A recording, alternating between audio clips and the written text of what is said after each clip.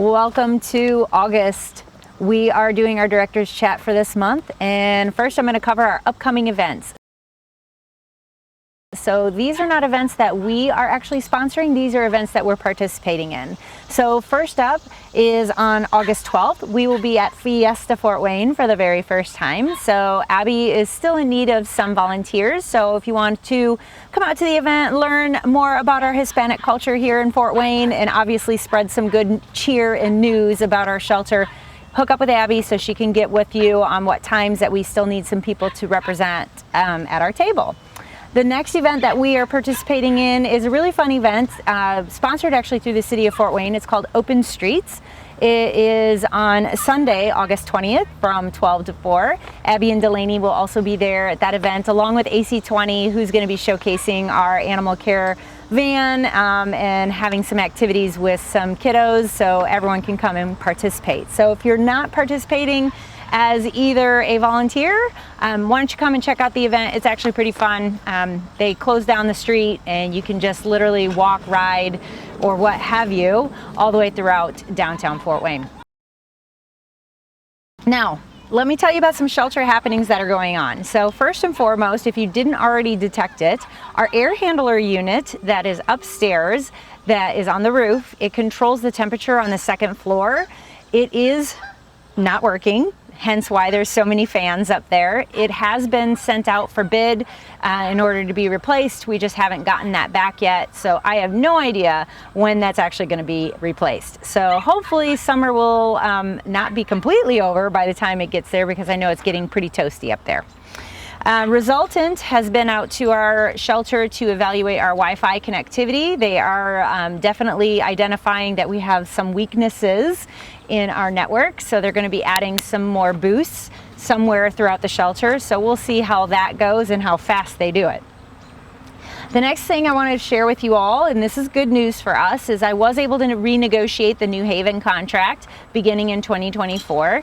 Basically, we have a 50% increase for the actual contract for the year, and then we'll have a $10,000 increase for the next 6 years as well. Basically, the goal is for them to get closer to what it actually costs us to service the city of New Haven.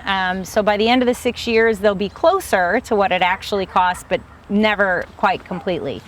The reason why this is important is because as we renegotiate these contracts, we'll be able to help justify to City Council that yes, we deserve it, because not only have we increased our revenues, but we're still needing more staff, we're still needing an expansion on the building, and it'll be more palatable for them to actually say, okay, yes, you can have the funds.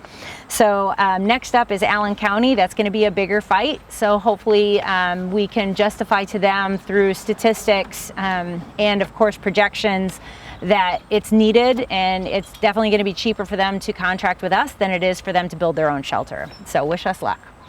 And then last but not least, as far as shelter happenings, before we dive into some other things, is the Humane Pet Store Ordinance. As I mentioned last month, we got approval from the mayor, we got approval from Chief Reed. I've already spoken to our main city council member, who is Councilman Paddock, who has agreed to be a co-sponsor. However, he is helping me devise a plan for who to approach next, as well as when we should actually present this ordinance for passage at City Council. He's thinking definitely after budget season, so don't expect it during the summer.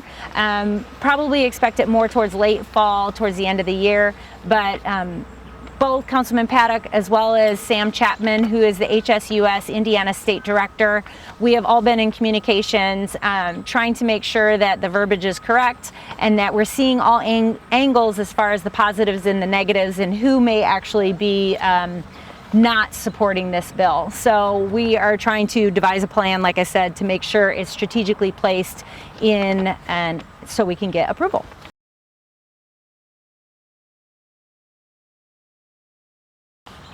All right, so some stats. For the month of June, remember we're always 2 months behind on stats. For the month of June for 2023, we took in 345 dogs, which is an increase over 2022, which was 306. For 2023 cats, we actually saw a decrease. I know it didn't feel like it, but it went from 623 in 2023 but we had 662 in 2022. And then other critters, we had it also a decrease, 32 this year, whereas last year was 49.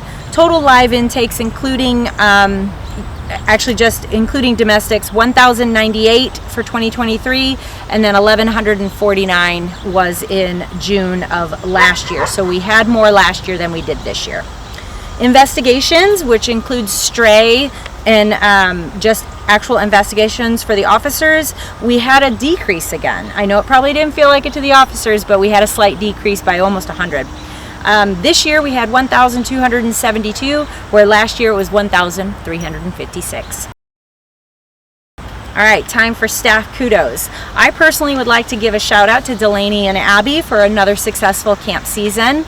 I did see a lot of smiling faces, but I also wanted to share a shout out to all the staff that took time out of their schedules to share about their positions and what they do on a daily basis here at Animal Care and Control. So I feel like the more positive influence we have and the more exposure we have to the community, they're gonna see that we're not that scary shelter. So thank you for taking time out of your day and going to talking to the kiddos over there, telling them about what you do.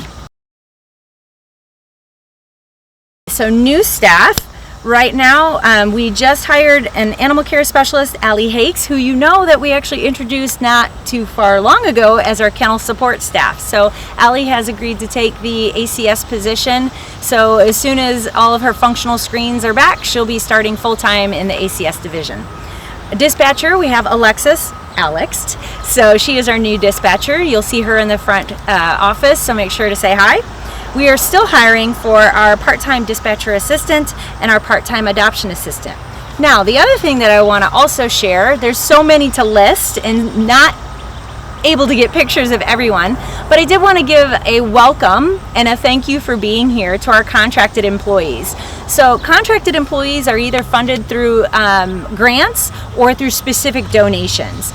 And so we have actual contracted individuals in our foster team, our adoption team, and our medical team. This could be a veterinarian, this could be a vet tech or vet assistant, this could be data entry, so foster assistant, you name it, we've got it. So the reason why we do this is because it's easier for us to contract individuals than it is for me to go to City Council, Salary Compensation Committee, the mayor, etc. for us to increase our head count. So these contracted employees are pretty vital to our agency, so I do want to say welcome and thank you for being here. So to all of you guys, staff and volunteers, everyone that's here at the shelter, thank you for all that you do. Keep up the good work, and I appreciate all of you.